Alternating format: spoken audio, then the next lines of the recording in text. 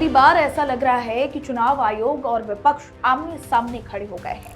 विपक्ष का दावा है वोट चोरी हो रही है और अब वो मुख्य चुनाव आयुक्त ज्ञानेश कुमार को हटाने का नोटिस लाने पर विचार कर रहे हैं।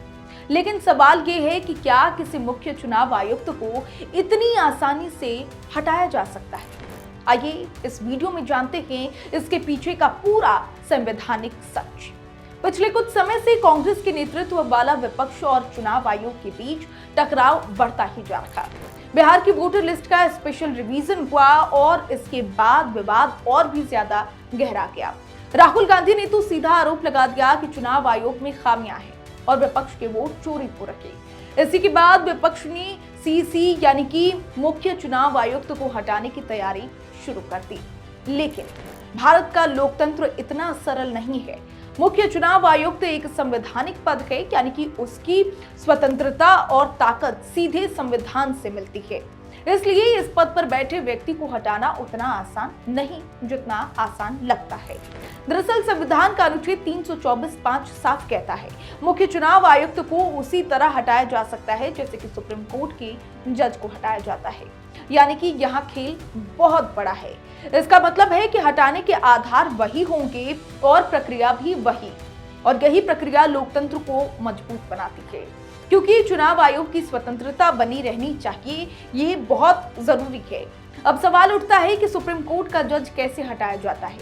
ये नियम अनुच्छेद 124(4) में दिए गए हैं। उसमें कहा गया है कि कोई भी जज सिर्फ 2 आधार पर ही हटाया जा सकता है। पहला, सिद्ध दुर्व्यवहार यानी कि प्रूव्ड मिसबिहेवियर, अक्षमता यानी कि इनकैपेसिटी, और यह हटाना तभी संभव है जब संसद ने दोनों सदन लोकसभा और राज्यसभा विशेष बहुमत से प्रस्ताव पारित हो। यहाँ विशेष बहुमत का मतलब सिर्फ साधारण वोटिंग से बहुमत नहीं, बल्कि संसद की कुल सदस्यता का बहुमत और वोट डालने वाले सांसदों का कम से कम 2/3 बहुमत दोनों एक साथ जरूरी है। लेकिन ये सिद्ध दुर्व्यवहार आखिर है क्या? दरअसल संविधान ने इसे डिटेल में परिभाषित नहीं किया, लेकिन माना जाता है कि इसमें भ्रष्टाचार, जानबूझकर पद का दुरुपयोग करना, नैतिक पतन से जुड़े अपराध या फिर बार-बार लापरवाही जैसे गंभीर मामलों को शामिल किया जा सकता है। वहीं अक्षमता का मतलब क्या है वो भी बताती हूँ। शारीरिक या फिर मानसिक रूप से इस हालत में होना कि कोई भी आधिकारिक अपने काम को निभा नहीं पाए, यानी कि ये आधार बहुत गंभीर होते हैं। और अब बात प्रक्रिया की करते हैं। सिर्फ आरोप लगाने से कोई नहीं हटता, इसके लिए एक पूरा कानून है, न्यायाधीश जांच अधिनियम 1968। अगर संसद में हटाने का प्रस्ताव आता है तो सबसे पहले लोकसभा में कम से कम 100 सांसद या राज्यसभा में 50 सांसद उस प्रस्ताव पर साइन करते हैं। इसके बाद लोकसभा अध्यक्ष या राज्यसभा के सभापति के पास ये अधिकार होता है कि वो प्रस्ताव को स्वीकार करे या फिर ठुकरा दे। अगर प्रस्ताव स्वीकार होता है तो गठित होती है एक 3 सदस्य जांच समिति, यानी कि सुप्रीम कोर्ट का एक जज, किसी हाई कोर्ट का मुख्य न्यायाधीश और तीसरा एक प्रतिष्ठित न्यायविद।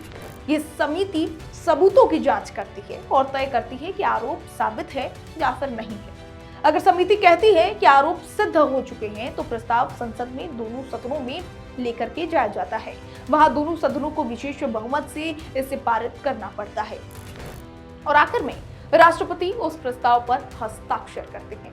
यानी कि राष्ट्रपति का आदेश सिर्फ और सिर्फ औपचारिकता नहीं है, बल्कि एक औपचारिकता के साथ साथ संसद और समिति की भूमिका यहाँ बहुत बेहद अहम होती है। यही प्रक्रिया मुख्य चुनाव आयुक्त के लिए भी लागू होती है और इसीलिए विपक्ष अगर वास्तव में ज्ञानेश कुमार को हटाना चाहते हैं तो उसे सबूतों के साथ साबित करना होगा कि उन्होंने सिद्ध दुर्व्यवहार या फिर अक्षमता दिखाई है।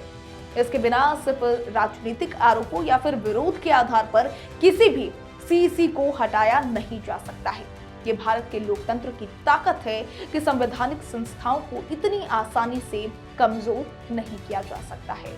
तो अब सवाल यही है कि क्या विपक्ष सिर्फ दबाव बना रहा है या सच में उसके पास इतने मजबूत सबूत हैं कि वो संसद में विशेष बहुमत जुटा पाए।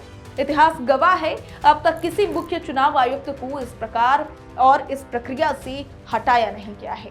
तो क्या ये सिर्फ राजनीति का हिस्सा है या लोकतंत्र की जड़ों को हिला देने वाला एक कदम? इसका जवाब आने वाले दिनों में राजनीति में छिपा है।